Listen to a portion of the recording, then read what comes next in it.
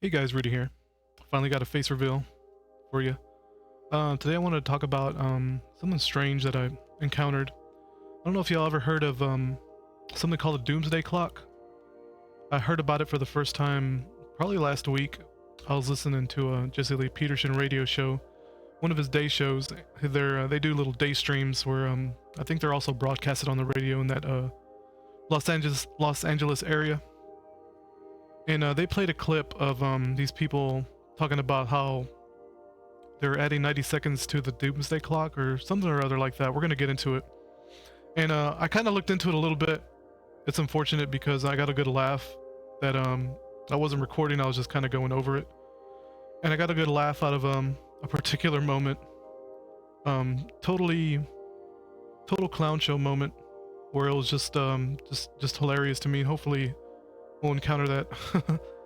I don't know if y'all ever heard of this. We're just gonna go over it. It is 90 seconds to midnight. I'm not sure what that means, but we're gonna learn as we go along. A time of unprecedented danger. It is 90 seconds to midnight. 2023 Doomsday Clock Statement. Science and Security Board Bulletin of the Atomic Scientist. A time of unprecedented danger. It is 90 seconds to midnight. Again, I'm not sure what that means. This year, the Science and Security Board of the Bulletin of Atomic Scientists moves the hands of the Doomsday Clock forward largely, though not exclusively, because of the mounting dangers of the war in Ukraine. The clock now stands at 90 seconds to midnight, the closest to global catastrophe it has ever been. I think what they mean by midnight is like what they say here in Atomic Bomb, the end of humanity, right? I think that's what they mean. We're about to see. Because let's assume I'm a third grader and I find that I want to know what an atomic clock is, right? Not atomic clock. I want to know what a doomsday clock is.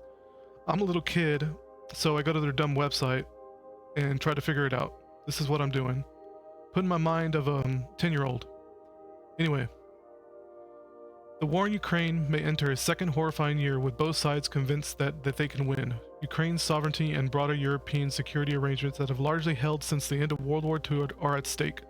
Also, Russia's war on Ukraine has raised profound questions about how states interact, eroding norms of international conduct that underpin successful responses to a variety of global risks. Okay? The worst of all, Russia's thinly veiled threats to use nuclear weapons remind the world that escalation of the conflict by accident, intention, or miscalculation is a terrible risk. The possibility that the conflict could spin out of anyone's control remains high. Nuclear war. We're bringing that back, right? We're past, this isn't the Bay of Pigs anymore. We're past we thought we're long past the Cold War, but they're going to introduce it back. This is what this means. Russia's recent actions contravene decades of commitments by Moscow. In 1994, Russia joined the United States and United Kingdom in Budapest, Hungary, to solemnly declare they would respect the independence and sovereignty and the existing borders of Ukraine. This is in 94. And, quote, refrain from threat or use of force against the territorial integrity or political independence of Ukraine. These assurances were made explicitly on the understanding that Ukraine will relinquish nuclear weapons on its soil and sign the Nuclear Non-Proliferation Treaty, both of which Ukraine did. Okay, both of which Ukraine did. Russia has also brought its war to the Chernobyl and something I can't pronounce, nuclear reactor sites, violating international protocols and risking widespread release of radioactive materials. Efforts by the International Atomic Energy Agency to secure these plants so far have been rebuffed. Russia has also brought its war to the Chernobyl and blah blah blah nuclear reactor sites. Not sure what any of that means. As Russia's war in Ukraine continues, the last remaining nuclear weapons treaty between Russia and the United States, New START, stands in jeopardy. Unless the two parties resume negotiations and find a basis for further reductions, the treaty will expire in February 2026. This would remain neutral. This would eliminate mutual inspections, deepen mistrust, spur a nuclear arms race, and heighten the possibility of a nuclear exchange. Why would that spur a nuclear arms race? That's really strange. As the UN Secretary General Antonio Guterres warned in August, the world has entered a time, quote, a time of nuclear danger not seen since the height of the Cold War. I just talked about the Cold War. It's always about bringing it back, right? Matt says it before. I don't remember exactly what he says, but he says something to the effect of bringing these old ideas back into the public consciousness. The war's effects are not limited to an increase in nuclear danger. They also undermine global efforts to combat climate change. Of course. Countries dependent on Russian oil and gas have sought to diversify their supplies and suppliers, leading to expanded investment in natural gas exactly when such investment should have been shrinking. In the context of a hot war and against the backdrop of nuclear threats, Russia's false accusations that Ukraine planned to use radioactive dispersal devices, chemical weapons, and biological weapons take on a new meaning as well. The continuing streaming of disinformation about bioweapons laboratories in Ukraine raises concerns that Russia itself may be thinking of deploying such weapons, which many experts believe it continues to develop. Alright, I'm a slow guy, so I gotta reread things. So I'm gonna put little pauses in between here so I can reread something and kind of get a better idea of what it's saying.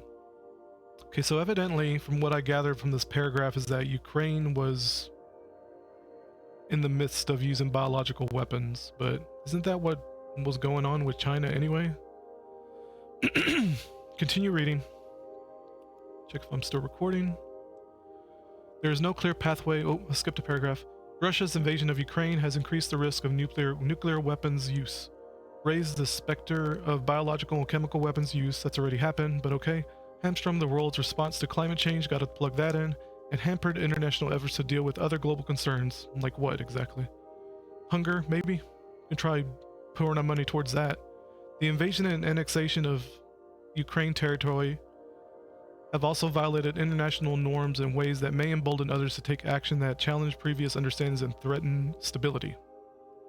I'm guessing they're gonna clarify that in the next paragraph, but I doubt it. There is no clear pathway for forging a just peace that discourages future aggression under the shadow of nuclear weapons. Nope, it's not gonna explain anything. I want to know what the fuck you mean by, let's see, may embolden others to take actions that challenge previous understandings and threaten stability. What actions would those be exactly that other countries are apparently capable of, but they're not doing? I don't know. We'll never know. But at a minimum, the United States must keep the door open to principal engagement with Moscow that reduces the dangerous increase in nuclear risk the war has fostered. One element of risk reduction could involve sustained high-level US military to military contacts with Russia to reduce the likelihood of miscalculation. The US government, its NATO allies, and Ukraine have a multitude of channels for dialogue. They all should be explored. Finding a path to serious peace negotiations could go a long way towards reducing the risk of escalation. In this time of unprecedented global danger, concerted action is required, and every second counts. Okay then. This is just talking about the bulletin of the atomic scientists. I guess I'll read this because I don't know who these assholes are. This bulletin of economics, you can't see it on my screen, but I'm circling it up here. Bulletin of atomic scientists. Here, I'll adjust it. Oop, there we go. I'm circling up here. You got the new doomsday clock. We got all the hot buttons, man. Doomsday clock, nuclear risk, climate change, disruptive technologies. What the fuck does that mean? We'll got to look into that, I guess. Biosecurity, support our work. Donations. It's like I'm in a DSP stream. All right. At our core, the Bulletin of the Atomic Scientists is a media organization publishing a free access website and a bi-monthly magazine. But we are much more. I almost said we are much worse. That's a Freudian slip. The Bulletin's website, iconic doomsday clock, and regular events equip the public, policymakers, and scientists with the information needed to reduce man-made threats to our existence. To our existence. Ooh, that's interesting. To our existence. Not necessarily you and me, but their existence. You know, wink wink. Where was I? The bulletin focuses on three main areas: nuclear risk, climate change, and Oh yeah, did I read this? Whatever. What connects these topics is a driving belief and that because humans created them, we can control them. The Bulletin is an independent non-profit blah blah blah organization. We gather the most informed and influential voices tracking man-made threats and bring their innovative thinking to the global audience. We apply intellectual rigor to the conversation and do not shrink from alarming truths. Whose truths exactly? I like the influential voices part. That always gives me a giggle. It's all these buzzwords. The bulletin has many audiences. The general public, which will ultimately benefit or suffer from scientific breakthroughs. Policymakers whose duty is to harness those breakthroughs for good, and the scientists themselves who produce those technological advances in this bear a special responsibility. Our community is international, with half of our website visitors coming from outside the United States. It is also young. Half are under the age of 35. Oh, okay. So they're like millennials and Generation Ys, and maybe a Z or two. And then the rest are boomers, apparently. The rest are boomers and Gen X. Yeah, let's put it that way. That's how I read that. That's interesting. Why even put that? That's strange. Anyway, well, just a tiny bit. I wanted to giggle. I was gonna have a good giggle. Something I just read. Where is it? Oh, where it said the last paragraph here. The bulletin has many audiences. The general public, which will ultimately benefit or suffer from. I was thinking they will ultimately benefit or suffer from what we do, quote unquote. These bulletin of atomic scientists assholes. Anyway, let me get to the video I wanted to play. And it's like a damn funeral. It's an hour long. I'm not gonna do the whole thing, but it's like the part I get to, you'll see it when you see it. Is that it's like a freaking funeral, right? Let's just play it. Gap between science and diplomacy, developing new tools for bio-based I think that's loud enough. Thinking about implications that emerging technologies have for the proliferation, development, and use of biological weapons, and empowering the next generation behind us to pursue this career path and be interested in biosecurity. So that's why I'm watching this year's Doomsday Clock announcement. Hello, my name is Archbishop John Wester, oh boy, Archbishop my of favorite kind of Mexico, and I'm speaking to you from the Archdiocese. Recently, I published a pastoral letter, Living in the Light of Christ's Peace, a conversation toward nuclear disarmament. Some have told me that it's naive to think that we can live without nuclear weapons.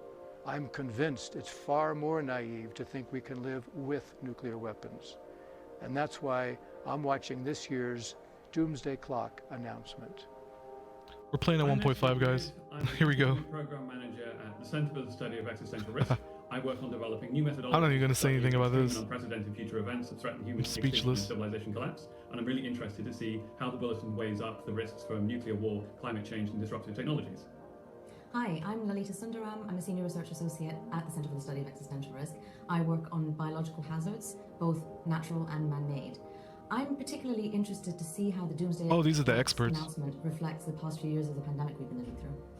I'm Hayden Belfield. I also work at CSER at the University of Cambridge, mostly on the risks. Take a back seat, white boy. And I'm particularly interested in what they say about. Oops, guess they lost the feed there. I didn't do that. That's on their end.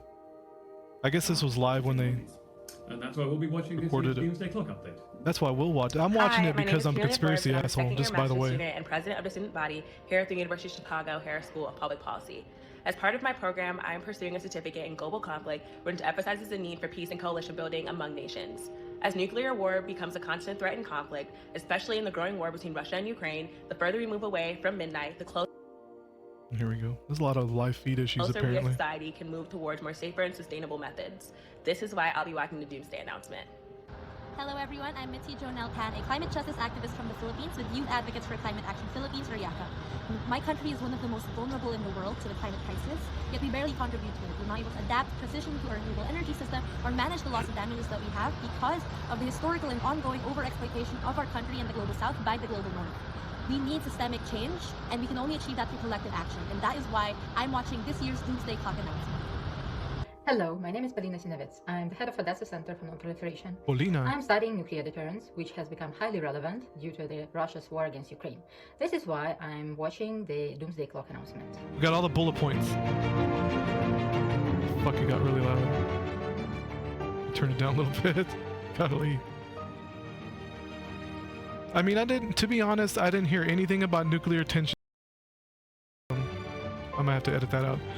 I really don't follow the news, so it's like... At least they're showing a little bit of good, right?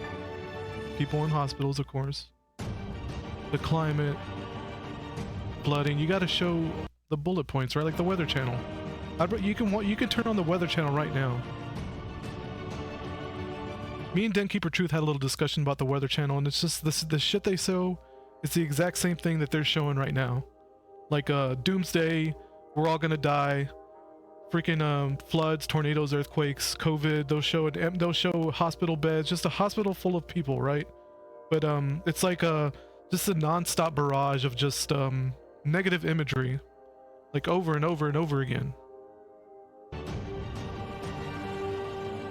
Oh my lord.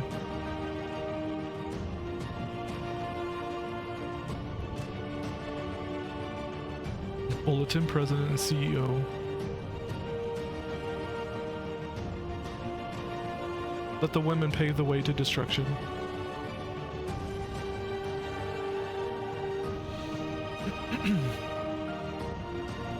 Oh boy, I'm excited. Good morning. I'm looking ahead, guys. President and CEO 'Cause it's a 50-minute video, and I'm not watching the whole thing. I'm gonna do the unveil. I'll watch the unveil, and I'll see how I feel. The unveil's in like I'd like to start by thanking 13-minute mark. Kind of gave it away a little bit. Of the elders Let me for turn it joining up. us today. I would like to thank the Harris School of Public Policy at the University of Chicago for its ongoing partnership and for serving as the Bulletin's home institution. I would also like to thank our many supporters, foundations, corporations, and individuals from around the world who make opportunities She looks so worried. possible. My colleagues and I join you this morning to update you on the 2023 time of the Doomsday Clock. Man, look at her. There may be someone else, like someone off camera with a gun to her damn head with her little body language here. It's ridiculous. Clock. The Science and Security Board of the Bulletin of the Atomic Scientists sets the Doomsday Clock each year to answer two important questions. Is humanity safer or at greater risk this year compared to last year? And is humanity safer or at greater risk this year compared to the more than 75 years we have been asking the question? The time on the Doomsday Clock represents the judgment of leading science and security experts about the threat to human existence, with a focus on man-made threats, nuclear risk, climate change, and new disruptive technologies, including biotechnologies. Ooh. We at the Bulletin believe that Which because humans countries are created responsible these for that? threats, we can reduce them. But doing so is not easy, nor has it ever been. And it requires serious work and global engagement at all levels of It's society. like staring at Medusa. The Doomsday Clock was created in 1947 and has become one of the most powerful and most recognized graphic representations. Since its inception, the Bulletin's Doomsday Clock has been set closer and farther away from midnight. In 2020, we set the clock the closest it has ever been to midnight at What does midnight mean? 100 seconds. It has been set as Wow. far away as 17 minutes to midnight at the end of the Cold War. The reasoning for why we set the time where we do End of the Cold War, but the end of the Cold War was like an exhalation, right? There was just like a breathing out, like we're okay now. The Cold War is over, right? Well, why would you bump it up 17 minutes or whatever the fuck she said? can be found in our annual statement that accompanies our announcement and is available on our website. Today, the Bulletin of the Atomic Scientists is releasing its 2023 statement, which will be available shortly at thebulletin.org. Bulletin. Following the announcement of the Bulletin time, who we'll exactly? proceed to hear from experts and world leaders about why we set the time where we did and what we can do about it. In 2020, when we first set the clock at 100 seconds to midnight, I stood before you and noted that the world had entered the realm of a 2-minute warning, a period when danger is high and the margin for error is low.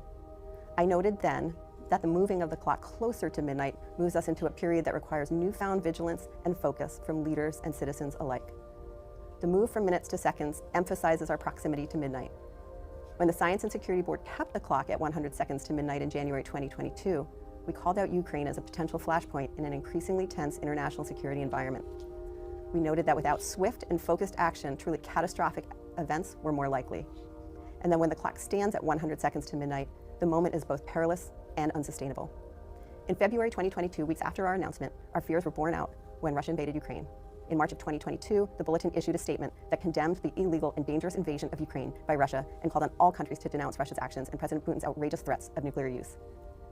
Russia's thinly veiled threats to use nuclear weapons remind the world that escalation of the conflict by accident invasion of Ukraine by Russia and called on all countries to denounce Russia's actions and President Putin's outrageous threats of nuclear use. Russia's thinly veiled threats to use nuclear weapons remind the world that escalation of the conflict by accident, intention, or miscalculation is a terrible risk. The possibilities that the conflict could spin out of anyone's control remains high. As UN Secretary General Antonio Guterres warned this past August, the world has entered a time of nuclear danger not seen since the height of the Cold War.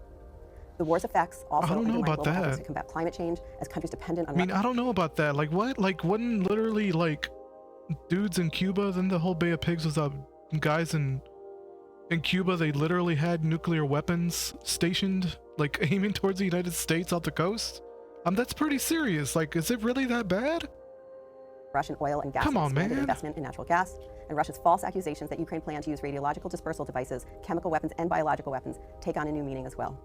The continuing stream of disinformation about bioweapons laboratories in Ukraine raises concerns that Russia itself may be thinking of deploying such weapons. There is no clear path for forging a just peace that discourages future aggression under the shadow of nuclear threat. The US government, its NATO allies, and Ukraine have a multitude of channels for dialogue. We urge leaders to explore all of them to their fullest ability. With this in mind, we are releasing today's statement in English, Russian, and Ukrainian. It is the first time we have done this, what about Chinese? And we hope it garners the attention it deserves 11, in the capitals most affected. Oh boy. Joining us it's the to reveal funeral. The 2023 time on the Doomsday Clock are Siegfried Hecker, Chair of the Bulletin's Board of Sponsors, Director Emeritus of the Los Alamos National Laboratory, and a Professor of Practice at Texas A&M University. Look at these dudes. They look like they're waiting for the bus. And the Middlebury Institute of in like International a strange, Studies like waiting for the bus in a neighborhood they've never been in. Daniel Holtz, Co-Chair of the Science and Security Board, and a Professor in the Department of Physics and Astronomy and Astrophysics at the University of Chicago. Sharon Squassoni, Co-Chair of the Bulletin Science and Security Board. They go nod their heads so I know who's who. Institute for International Science and Technology You Policy never know. at the Elliott School of International Affairs at the George Washington University. Mary Robinson, Chair of the Elders and former President of Ireland. Elbegdor Tsakia, Member of the Elders and former Prime Minister and President of Mongolia.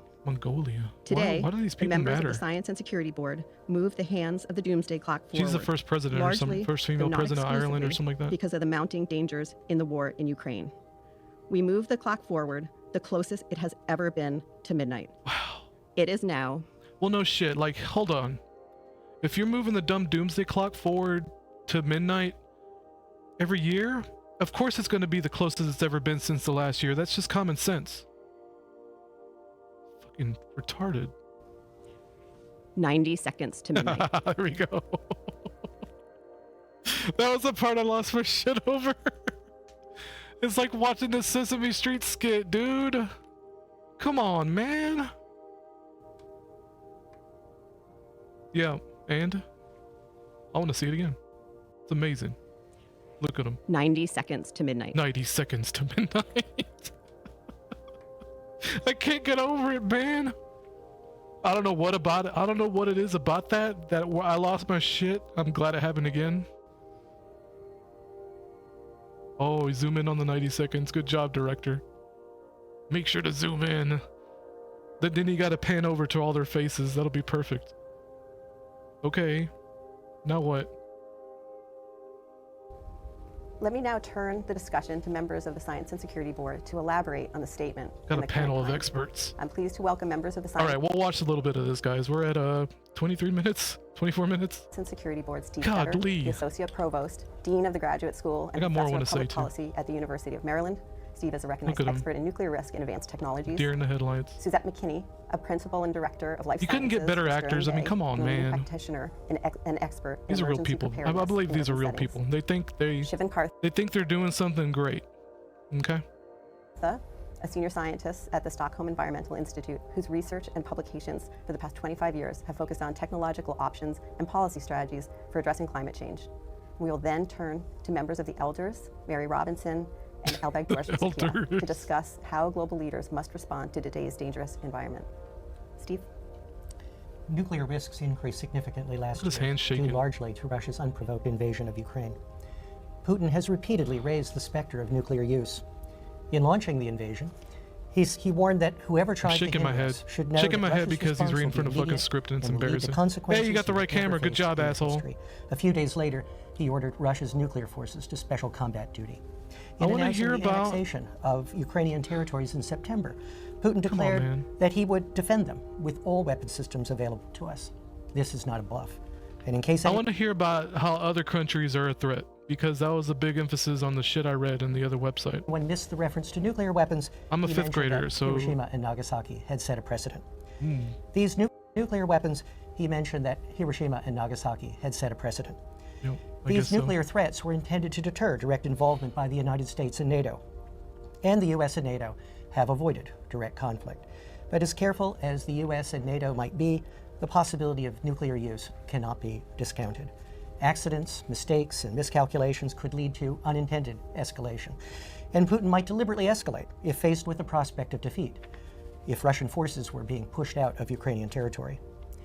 Putin has given no indication that he's willing to accept defeat.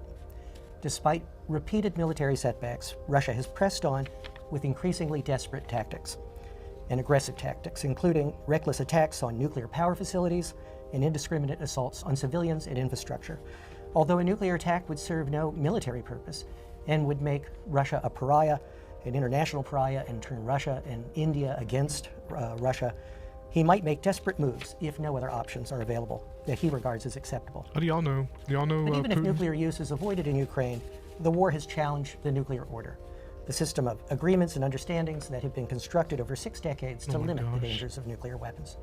Russia refuses even... I'm telling you right now, I'm editing this out if I don't find anything interesting out of this and just jump to the point I wanted to make. ...to discuss a resumption of inspections... Pass along. Fuck this dude. Blah, blah, blah, blah. Speak with you about the state of biological threats as seen by our expert See, the black woman knows what she's talking about, guys. members and the considerations with respect to biological threats that contributed to the movement of the doomsday clock to 90 seconds to midnight. We should all continue to be aware that the threat that biological agents pose to American society as well as the international community. The existing biological threats landscape makes clear that the international community needs to improve its ability to prevent disease outbreaks, to detect them quickly when they occur, and to respond effectively to limit their scope.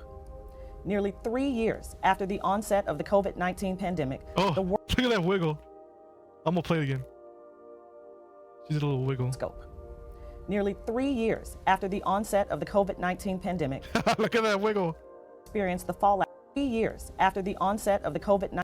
She did a little wiggle right there. ...pandemic, she did a little wiggle when she said that. What was that about? ...from this disease with no clear end in sight, despite hundreds of millions of dollars that have been spent globally to combat the devastating effects of this disease. Events like COVID-19 can no longer be considered rare, once-in-a-century occurrences. The total number and... Hold on, these little bird flus, or whatever they're called, these, what is it, it was like bird flu, swine flu, what was the other one called? SARS, blah, blah, blah. These have been going on every 2 years, and the media tries to hype it up every year. Like every 2 years, they hype it up. It doesn't get any traction. It wasn't until really 2019, or rather 2020, is when it really ramped up. And it's like, it's like the media was just, I don't know how they churned it out, but it's like we've had these seasonal, quote unquote, flus every 2 years or so, and the media hypes it up every year, every time. So I don't understand. I mean, these have been happening. That's what I didn't understand when the C to the V thing happened. It was like, it just went crazy, like shit hit the fan. And we were warned about it like 6 months in advance. I remember hearing about this back in October 2019. I remember hearing about this COVID thing in October 2019, then shit hit the fan April 2020. So that's a good solid 6 months. I mean, maybe I'm just stupid, but to me, it's like there was plenty of time to have a reaction to this. So I don't understand what this lady's point is. She's a nice lady though. And diversity of infectious disease outbreaks has increased significantly over the last 40 years, with more than half considered rare, once-in-a-century occurrences. Once in a century? The total number and diversity no longer be considered rare, once-in-a-century occurrences. The total number and diversity of infectious disease outbreaks has increased significantly over the last 40 years, with more than half caused by zoonotic diseases. That is, disease originating in animals and transmitted to humans. As such, see, I know what I'm talking about, guys. See, I know I'm an expert. Swine flu, bird flu, that's all I need to know. Zoonoses put the human population at significant risk for pandemics, and the world's ability to predict which of these viruses and microbes are most likely to cause human disease is woefully inadequate. We live in a time of revolutionary advances in the life sciences and associated technologies. Researchers can engineer living things to acquire new traits with increasing ease and reliability, especially viruses that can be synthesized de novo in the laboratory. Laboratory accidents, which continue to occur frequently, also pose a significant risk. The opportunity for human error, coupled with issues with comprehensive governmental oversight and confusion It's a blank piece of paper. about lab safety requirements, escalate these risks. Oversight regimes, strategies for risk assessment and risk mitigation, and the establishment of agreed-upon norms for scientific pursuit lag further and further behind as biological science and technology advance faster and faster. On the international front, Russia, North Korea, and Iran all continue to maintain biological weapons programs or the ability to research and develop biological weapons for offensive use. The risk that Russia will deploy biological weapons against Ukraine continues to escalate as conditions there become more and more chaotic. This is undoubtedly an existential threat to humanity. No matter the potential source, whether natural, accidental, or intentional, there are steps that national leaders can take to reduce catastrophic biological risks. Okay, good. Every country must make greater investments in public health. Every country should eliminate biological weapons and dismantle programs producing them. And all countries can vastly improve the world's ability to identify outbreaks before they become epidemics and pandemics if they invest in disease surveillance systems, share data, analytics, and intelligence on biological events, and develop the ability to identify and attribute biological events quickly. Disease knows no boundaries. Did you catch all that? Debilitating illness, widespread death, and disease-induced disaster can be avoided if countries around the world cooperate on global health emergency strategies and make investments in science, technology, research, and development in the biosecurity sector. Thank you. Thank you. I like her a lot. Shivan? She's Thank cool. you, Rachel. Oh, here we go. Dealing with climate change calls for faith in the notion of global cooperation and in those institutions of multilateral governance that are meant to bring countries together. The invasion of I Ukraine, should have got a preacher on here. as any war does, has opened up a geopolitical fissure, weakening the global will to cooperate and undermining I'm gonna have to confidence in skip the this dude. durability or even the feasibility I want to of hear from the broad-based next guy. multilateral cooperation that climate change demands. Climate change. Russia is only second Oh, I want to to hear the from United her, States the Betty in White global lady. Brings a valuable perspective on geopolitics. What's her name? And I'm well, thank you, Rachel, and thank you to the eminent speakers who have preceded me. Yeah. It is a privilege to be back in Washington for this year's unveiling of the Doomsday. Look at her little symbol. What is I'm that? very glad to be joined by President Elbeg Dorch. That Wheel of He's Fortune? the newest member of the Elders and our first Asian. Hey, our first Asian. We did it. He brings a valuable perspective on I know. geopolitics, on promoting nuclear disarmament, That's what I was thinking. and tackling climate change in global multilateral fora. And we'll hear from him shortly on the issues of the nuclear threat and the war I'm in having a Ukraine. good time. The It's challenges like getting together with old friends, right? Having some beers, talking about disaster. outlined by today's announcement by the Bulletin of the Atomic Scientists could not be more global in nature. No one country can tackle them on their own. She's a good No speaker. matter how large Mary their Robinson, population, yeah, I how thought it was strong Betty their White, my economy, or bad. how feared their military. 3 years ago, in January 2020, like you, Rachel, I stood here when the hands of the clock were moved to 100 seconds to midnight. I said Wow. at that time, we are faced by a gathering storm of See, 100 seconds before midnight, right? So back then, 2020, it was like that's the closest it's ever been, dude, till midnight. And this year, it's the closest it's ever been. We'll do another fucking conference in 2025, and that'll be the closest it's ever been. We'll do it by 10 minutes. extinction level consequences, and time is running out. Little did I know then that the gathering storm of threats would also include the devastating COVID-19 pandemic, the consequences of which we're still facing today, and the illegal invasion of a sovereign state by a nuclear-armed permanent Wait. You talking about the United States? Mexico border? of the UN Security Council. This, together with the acceleration of the climate crisis, explains why the clock has now been moved even I closer. thought she was going to talk about Mexico. The threats are even more acute, and the failures of leadership even more damning. Yeah. We live today in a world of interlocking crises, each illustrating the unwillingness of leaders to act in the true long-term interests of their people. That's what I'm saying. The climate crisis, nuclear They're proliferation, never thinking and about pandemics long-term interests, all fucking demand a dickheads. crisis mindset from leaders. We need urgent multilateral action and bold ethical leadership. Frankly, we're not seeing it. Yeah. If one person could be said to embody bold ethical leadership, then for me it would be our founder, Nelson Mandela. He discerns these threats and the need for a collective response. Hold on! I'm sorry with the mic, guys. Hold on. Excuse me? The climate crisis, nuclear multilateral action, and bold ethical leadership. Frankly, we're not seeing it. If one person could be said to embody bold ethical leadership, then for me it would be our founder, Nelson Mandela.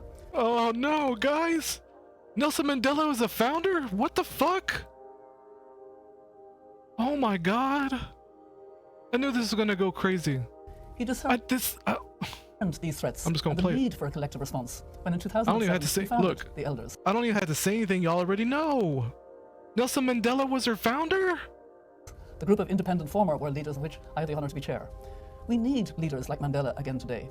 The existential threats we face need his sense of urgency and need his spirit of humanity. As elders, we dedicate our time to seeking solutions and solidarity on the climate crisis, on pandemics, and on nuclear weapons. We call for a renewed focus on what world leaders must do to address these global challenges. None will be overcome by the hollow promises of populism or naively utopian demands. They require hard, practical choices and a long-term commitment of resources and political capital, alongside some immediate steps decision makers can take in the months ahead. I want to see that at 2x. Look, I got to entertain myself somehow to get through this. Need his Stop it. Urgency. Be quiet. All right, you ready? And need his spirit of humanity. As elders, we dedicate our time to seeking solutions and solidarity on the climate crisis, on pandemics, and on nuclear weapons. We call for a renewed focus on what world leaders must do to address these global challenges. None will be overcome by the hollow promises of populism or naively utopian demands. They require hard, practical choices and a long-term commitment of resources and political capital, alongside some immediate steps decision makers can take in the months ahead. Well, there have been some recent signs of progress, and there was mention of loss and damage, an agreement at the COP, but a lack of other agreements. Who are you talking to? Lasting change will only come when states actually deliver upon and implement their commitments. The United States and other G7 countries need to be held to their pledge to end all inefficient fossil fuel subsidies by 2025 and lead the world in accelerating the transition to net zero. At the same time, the international finance institutions, that is impossible. The World Bank and the International Monetary Fund need to be re-engineered to help raise the trillions of dollars needed to support vulnerable countries and tackle the climate crisis, as proposed under the Bridgetown Initiative by Barbados. What was the Matt McKinley thing? $3 trillion with the Prime T. Minister Mia Mottley. Equity and solidarity must also be the hallmarks of the world's continuing response to COVID-19. Oh my God, honeyed words, dude. Buzzwords. Strong political leadership is required from yeah, heads you of said state that. and governments I agreed to with you. implement the recommendations of recent independent panels into COVID-19.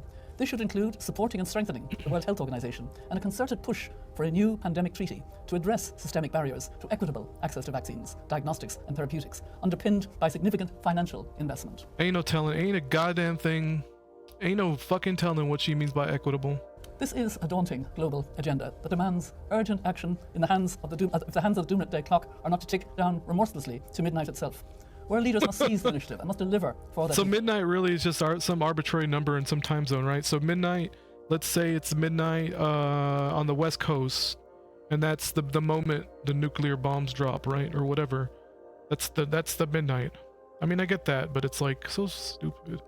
34 minutes in, golly. Whilst these challenges may seem insurmountable, we have no choice but to act. As Nelson Mandela himself said, it always seems impossible until it is done. Thank you. You're welcome. President Albert Dorsch. Thank you. Ooh, let's hear what the Mongolian has to say. And other speakers. Hey, that's not racist. He said he was Mongolian. Came from Mongolia, and I'm wholeheartedly honored to be here. You should participate in this profoundly important event today. You know, I remember my childhood. I lived in Mongolia in a remote I already like this guy. herdsman village. He's speaking from the heart. You can tell he's speaking from the heart. During that time, almost half centuries ago, we were the 10 and 12 years old boys and girls shouting that no war, no nuclear weapons. Really? We want to live. That was almost 50 years ago. But now I'm really honored to say to the village of humanity. Hey, what was that? You know, but now I'm really honored to say to the village of humanity, you know, there are existential threats. We are really closer moved to the doomsday. And when I see that village to humanity. Hey, you don't need a fucking script, man. I'm impressed. To say from this stage today. And would you glance to the side for? What was that? Hey, now I'm honored to say from this stage. There it is.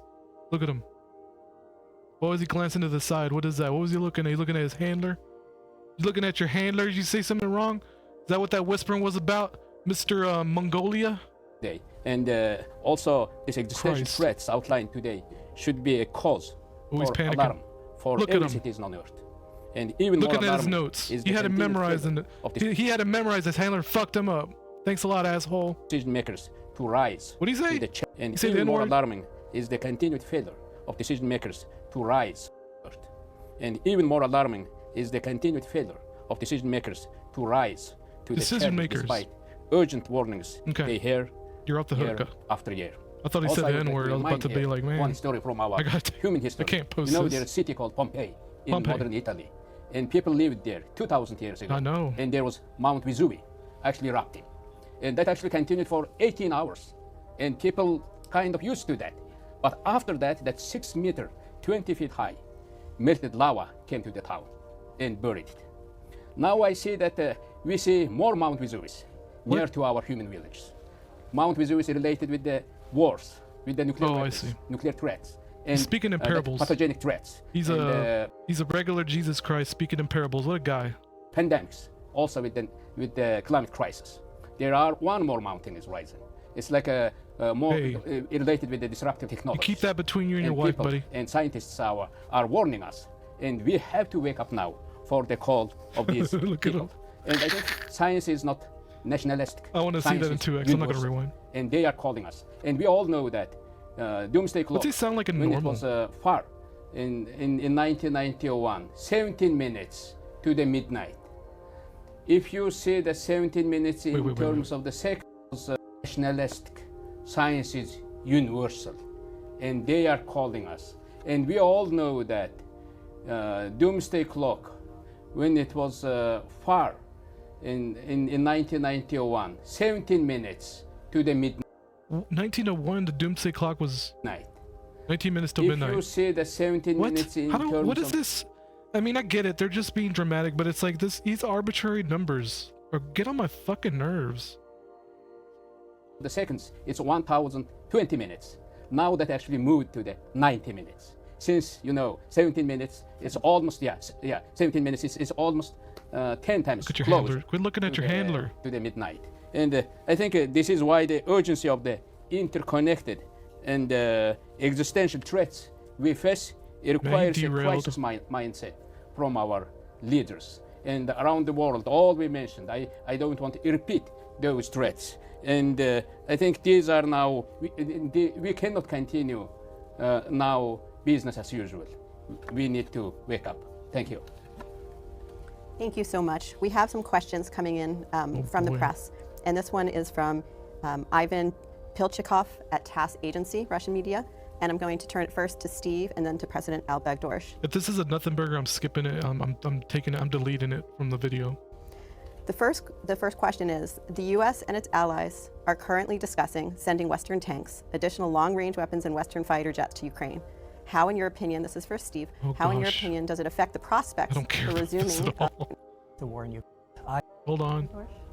I think yeah. That's this Putin dude. attacked Ukraine not because of his reasoning today he's talking about, and he actually attacked Ukraine. My understanding is if free Ukraine succeeds, it might be bad for Russians. And because of that, I think he attacked Ukraine. And from the first day... Next question. The second question from Seth Bornstein at the Associated Press. You've been saying for decades we are mere minutes from doomsday, yet here we are, still going. What is different this time, and what should the public believe Big questions. is different? Big questions. I The like point it. of the clock is to assess where humanity is. I like how honest they are. Like, they took that question right. They're going to meet it head on. Just watch. Whether we're safer or at greater risk. And as we move the clock closer to midnight, we are sending a message that the situation of the clock is to... You've been saying for decades we are mere minutes from doomsday, yet here we are, still going. What is different this time, and what should the public believe is different? The point of the clock is to assess where humanity is, whether we're safer or at greater risk. And as we move the clock closer to midnight, we are sending a message that the situation is becoming more urgent. We need to spend more attention, that crises are more likely to happen and have broader consequences and longer standing effects. So with that, when we move it away from midnight, the public can believe that their engagement and their power in influencing their leaders is having an effect. And we're in a situation now where leaders aren't doing what they need to. And we need the public desperately to make sure they focus on these key issues about advancing technologies, not only the benefits, which we'll turn to in a moment, but the risks as well. And so what we're conveying with this clock move is things are not going in the right direction. And they haven't been going in the right direction. And those out who are listening say, like, it doesn't feel safer today. They're not alone. We're very concerned about this. So no one can do this alone, but everyone can do something. And with that, we hope you're gonna let these other dudes answer. As we assess where the threats are, is a motivator. We assess the threats, by the way. Key issues. Not you little So with that, I'd like to plebeians. turn it to President Robinson. You little fuckers, you little bastards at home watching Netflix, like, y'all aren't doing shit. can do, and whether you see this moment as more urgent as we do when we set the clock. Very much so, Rachel. The Bulletin of Atomic Sciences has done its job. It's provided us with the evidence-based reason why we are now 90 seconds from midnight, the closest the doomsday clock has ever been to midnight. Wake up, leaders. Wake up. And that's the call. And that's why the elders are urging a crisis mind to deal with the multiple crises: the nuclear crisis, the climate and biodiversity crisis, the pandemic crisis. And we actually know what to do in each of those. And these are global solutions that are needed. We need this is like the presumption, vision the absolute presumption of these people that they know what to do in any situation is ridiculous. And we need to listen to us. Find a way to really understand that we're talking about like a bunch of how do I put it, like a bunch of 7th graders saying like we need to, like, we're in charge of putting the prom decorations and we did it. It's like, I don't know, like that's the vibe I get. I'm not exactly putting it the way I need to put it, or the way I want to put it. This video has been going on for 50 minutes. Humanity. In many ways, these years leading up to 2030, from a climate and biodiversity perspective, are probably the most important years in human history. Are you sure? Because either we will do what the scientists are telling us to do, or we will what has been happening in the last 40 years? Nothing? Condemn future generations to a terrible world. I mean, it's unbelievable. You've already done that. I know this bitch is a boomer. You've already done that to all the generations, so why the fuck is it important now? You've already ruined multiple generations. What difference would it make by this point? In COVID, we listened to medical experts. Of course. We knew, I think that's the problem. Countries knew that unless they listened to the I can't even pronounce the word, never mind. Listened to the medical experts and had the vaccines roll out, etc., that we were in real danger. Why can't we listen now just as well to the scientists who are telling us in unequivocal terms how serious it is? Leaders, wake up. This is your responsibility. This is on your watch. Thank you. I'm going to turn the last question to Suzette and Shivan. And this comes in. This is the closest we've ever been to midnight, but are there any bright spots that you want to highlight? Any areas of hope? Let me go to Here we go. Shivan. The last 2 rays of hope are at the end. You can take us home. Let's fucking go. One thing that's happened that we can definitely take some heart in is that there have been tremendous expansion in innovation around renewable energy and in deployment and in policies that will support the further expansion of renewable energy. And renewable energy is set to be the largest group of energy sources in the... Hey, you can buy a 10,000 milliamp battery from Amazon for like $10. That's renewable energy, man. Like I plug it into my wall and that shit recharges. Are you kidding me? That's renewable energy if I've ever seen it. Fairly near future, in the next 5 years or so, and that's compared to coal, which has been a dominant source of electrical power. So that's definitely something to take heart in. A second thing to take heart in is that, like various other problems, climate change is in some ways a generational problem. There's a generation that's growing up now, a generation that will be our leaders in the future, that is fired up about climate change, so to speak. They're very concerned about it. They're concerned about it as a personal issue.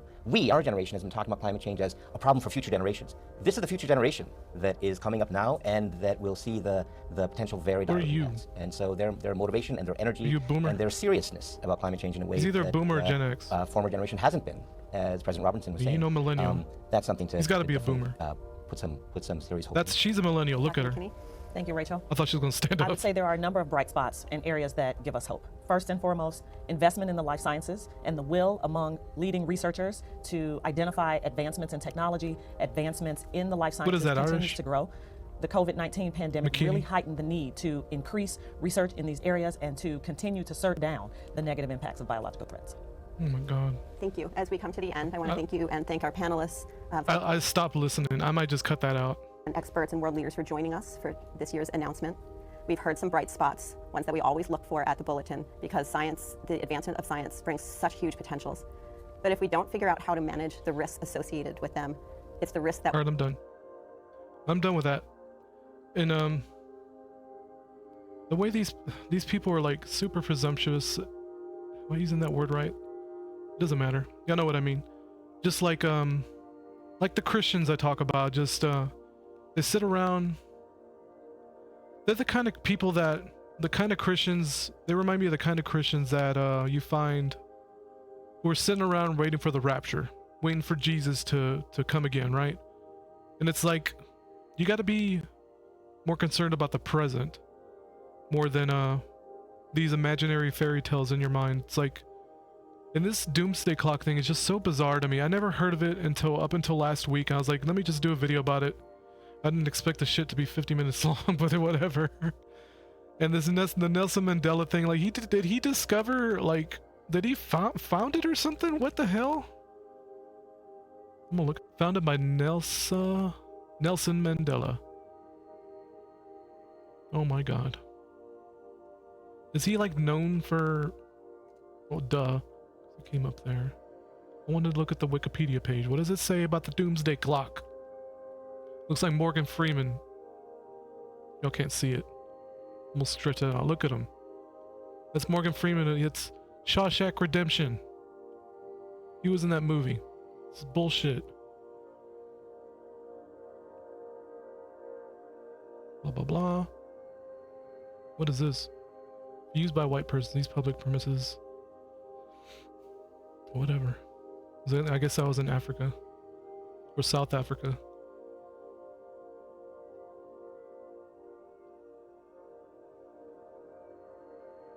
Oh my god. Is he the most important man in the world? Look at this. Oh my crap. Insanity. What is this? This doomsday shit, clock shit is annoying.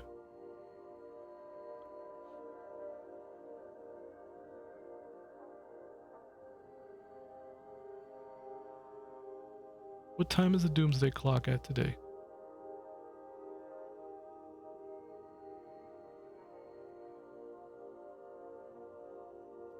I don't know, this is so dumb. Like, just the 90 seconds to midnight thing is like so bizarre and arbitrary, and at the very least that they admit that it's kind of a clown show, right? But the way they were just standing around when they unveiled it is so creepy, and just, like I said, looked like a bit on Sesame Street or something. It's like, can you count to 90? I don't know, it's just so stupid. I guess that's all, guys. Thanks for listening. Bye-bye.